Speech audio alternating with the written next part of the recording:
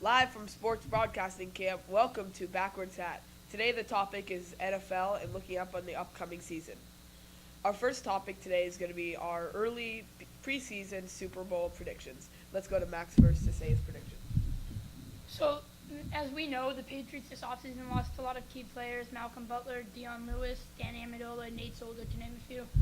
And a lot of people have been concerned about this, saying how will the Patriots bounce back from this with a new look team.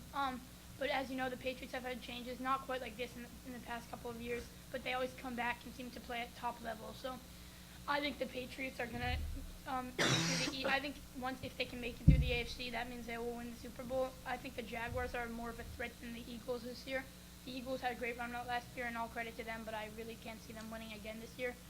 So I have the Patriots as my Super Bowl winner this year. Thanks, Max. Nate, want to add? Yeah, I think the Eagles are going to win. I feel like if they can shred through the NFC and win the Super Bowl without their star quarterback, now they have their star quarterback. I think with a full Eagles healthy team, they'll be able to win the Super Bowl. I feel like the Rams would be their toughest competition. Last year they weren't up there for competition, but they got a lot better this year. And I feel like it's either going to be the Rams or the Eagles, but I'm sticking with the Eagles. Good input there, Nate. I'm gonna agree with Nate about up on the Rams. I think they have a good chance, and I think they'll surprise a lot of the team.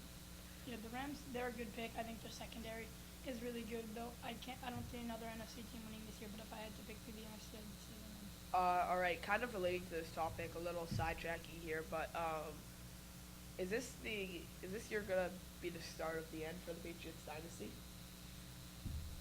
I really don't think so. I think the Patriots will still dominate at least through 2020. So for like I think two or three more seasons where they will be at the top before they start to fall. But I'm confident in the Patriots' abilities.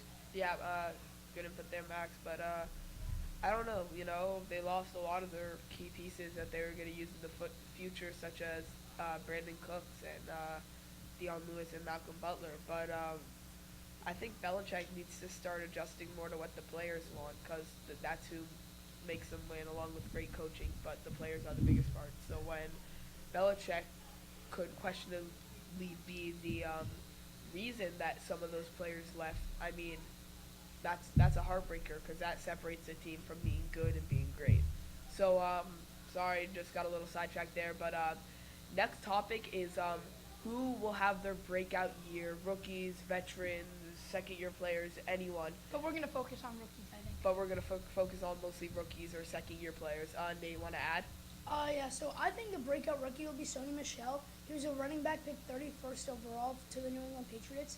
He played football at Georgia, and I think he got 3 touchdowns in the championship game. He was extremely explosive. He kind of is like Dion Lewis type player, except just better than him. I feel like he's going to be the best player from the draft. Thanks, Nate. I agree with you there, but I have another player after Max. I'll state that. Okay. So as my player, I know it's kind of boring, but I'm gonna pick a quarterback who's far from boring, and that's Lamar Jackson. Lamar Jackson is really good. He shows a lot of potential. People sometimes question his accuracy, but he throws hard, and he's a big threat on the ground. And people thought that he might switch to wide receiver, running back, once he came into the league, but I don't see that happening. I see him excelling as a quarterback in the NFL and kind of starting a new look for NFL quarterbacks. And I think Lamar Jackson is going to exceed expectations and make teams wish they drafted him higher up in the first round, even maybe the top 10 over guys like Josh Allen, Baker. I don't think Baker. Maybe I think the best quarterback in the draft is Darnold, but I think Jackson might be second.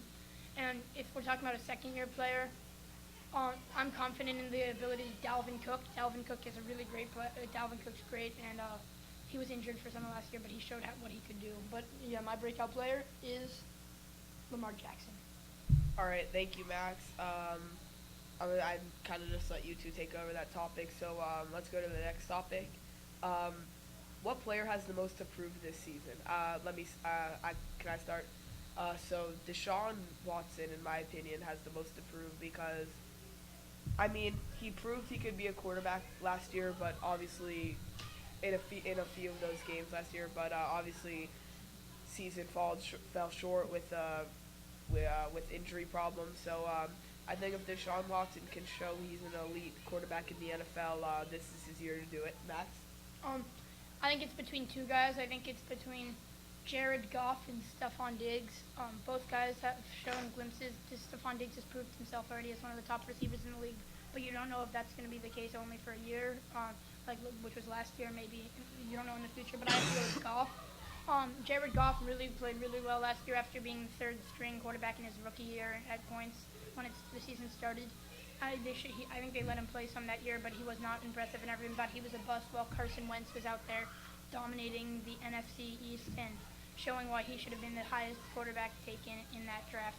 So I feel like Goff has to compete, and I feel like he has to prove that he is up there with Wentz as the best quarterback or one of the two best quarterbacks in that draft. And if the Rams are going to contend like Ethan thinks they're going to win the Super Bowl, Goff is going to have to be key down the road for the Rams. All right, before you go to Nate, I just want to add the rookie who, in my opinion, needs to prove himself the most is Baker Mayfield. I know I didn't talk about what rookie's going to break out, but I just want to kind of say how if Mayfield is considered a bust, how in the future it can be like considered one of the worst picks in NFL draft history.